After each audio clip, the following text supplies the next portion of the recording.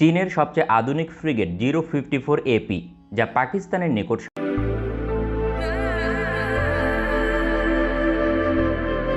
চীনের সবচেয়ে আধুনিক ফ্রিগেট 054 एपी, যা পাকিস্তানের নিকট সাম্প্রতিক अस्सलामुअलैकुम वीवर, फिर से बहुत ही ज्यादा इम्पोर्टेंट किस्म की वीडियो लाए हैं। बांग्लादेश की नेवी के रिलेटेड। बांग्लादेश की नेवी को चाइना की तरफ से बहुत ही ज्यादा पावरफुल किस्म की फ्रीगेट्स A54 बहुत ही ज्यादा पावरफुल किस्म का ये बांग्लादेश के लिए चाइना का फ्रीगेट्स है। तो वीवर क्या है रियलिटी, आप लोगों के साथ ये वीडियो शेयर करने वाले हैं। अभी तक आप लोगों ने हमारे चैनल को सब्सक्राइब नहीं किया हुआ, जल्दी से हमारे चैनल को सब्सक्राइब कर लीजिएगा। बिना टाइम वेस्ट किए वीडियो को स्टार्ट करते हैं।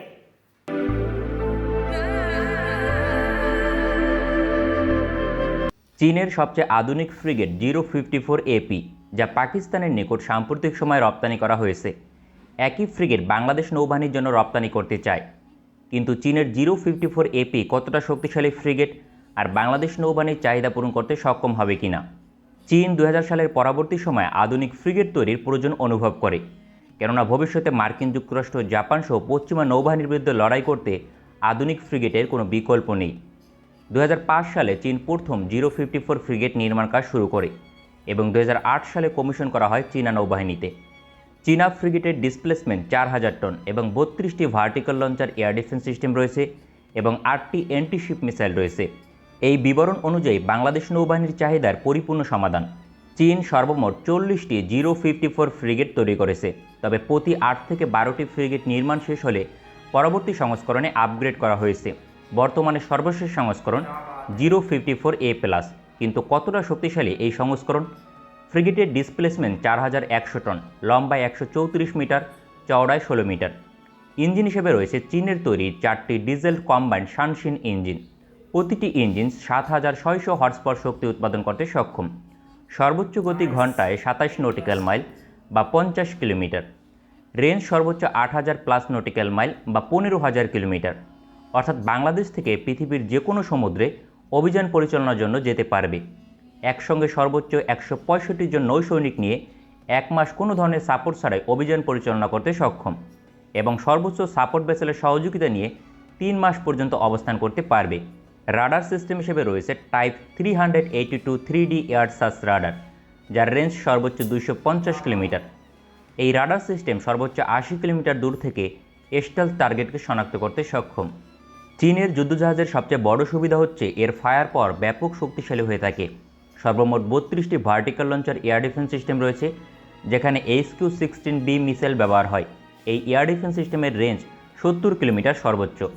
এছাড়াও 8টি CM-803 অ্যান্টিশিপ মিসাইল এবং ল্যান্ড অ্যাটাক ক্রুজ মিসাইল ব্যবহার হয়, যার রেঞ্জ 230 কিলোমিটার সর্বোচ্চ। এই অ্যান্টিশিপ মিসাইল ইতিমধ্যে একাধিক যুদ্ধে পরীক্ষিত। উদাহরণস্বরূপ লেবানন চীনের এই অ্যান্টিশিপ মিসাইল দিয়ে ইসরায়েলের মতো আধুনিক দেশের যুদ্ধজাহাজ ধ্বংস করতে সক্ষম হয়েছিল। মেইন গান হিসেবে রয়েছে 76 মিলিমিটার গান। ক্লোজিন ওয়েপন সিস্টেম হিসেবে রয়েছে টাইপ 1130, যা হাইপারসোনিক মিসাইলকে ধ্বংস করতে পারদর্শী। পৃথিবীর সেরা 3টি ক্লোজিন ওয়েপন সিস্টেমের মাঝে এটি একটি। প্রতিপক্ষের সাবমেরিন ধ্বংস করতে রয়েছে 6টি টর্পিডো টিউব, যার রেঞ্জ 10 কিলোমিটার পর্যন্ত, এবং একটি হেলিকপ্টার ডেক রয়েছে যেখানে অ্যান্টি সাবমেরিন হেলিকপ্টার অপারেট করা হয়।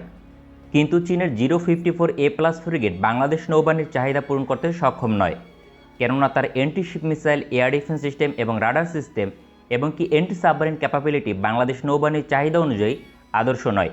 যদিও ফায়ার পাওয়ার অনেক শক্তিশালী, কিন্তু ফায়ার পাওয়ার থেকে গুরুত্বপূর্ণ টেকনোলজির ম্যাচিউরিটি, যেখানে ইউরোপীয় আধুনিক ফ্রিগেট থেকে অনেক পিছিয়ে রয়েছে চীনের 054A+ ফ্রিগেট। কিন্তু এখানে বাংলাদেশ নৌবাহিনীর জন্য সবচেয়ে বড় সুবিধা হচ্ছে চীন রপ্তানির জন্য ক্রেতা দেশের চাহিদা অনুযায়ী কাস্টমাইজ ফ্রিগেট রপ্তানি করে।